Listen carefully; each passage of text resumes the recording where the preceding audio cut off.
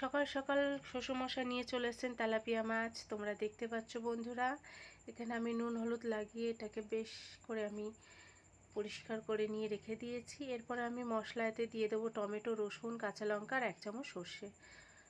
আমার এখানে মশলাটা পেস্ট হয়ে গেছে।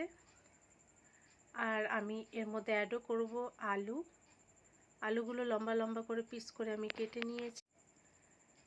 এবার আমি কড়াইতে তেল দিয়ে তেলটাকে বেশ করে গরম করে নেব। আর তেলে আমি দিয়ে দেবো 1 চামচ মতো লবণ। আমি লবণটা এই কারণে তেলে দিই আলু ভাজার আগে, যাতে আলুগুলো বেশ ভালোভাবে ভাজাও হয়ে যায় আর আলুর মধ্যে লবণটাও একটু ঢুকে যায়। খেতে কিন্তু খুবই ভালো লাগে। তোমরাও কিন্তু একবার ট্রাই করে দেখো। এরপরে আমি মাছগুলো দিয়ে দেব একে একে। আজকে বাইরে প্রচণ্ড গরম পড়েছিল, আর এই গরমে রান্না করতে না হিমশিম খেয়ে যায়, কিন্তু কিছু করার নেই, রান্না তো করতেই হবে। আমার এখানে মাছ ভাজা, আলু ভাজা সব কমপ্লিট হয়ে গেছে। এরপর আমি তেলে দিয়ে দেবো কালো জিরে ফোড়ন, তারপরে দিয়ে দেবো মশলাটা আমি বেশ করে কষিয়ে নিয়ে নুন হলুদ আমি অলরেডি দিয়ে দিয়েছি। এরপরে আমি এতে দিয়ে দেবো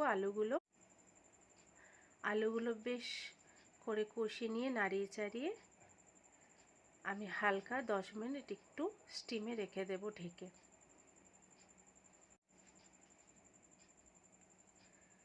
10 মিনিট পরে আমি আবারও চলে এসেছি। এরপরে আমি এতে 2 বাটি মতো জল অ্যাড করে দিয়েছি, যেহেতু আমি একটু ঝাল করব।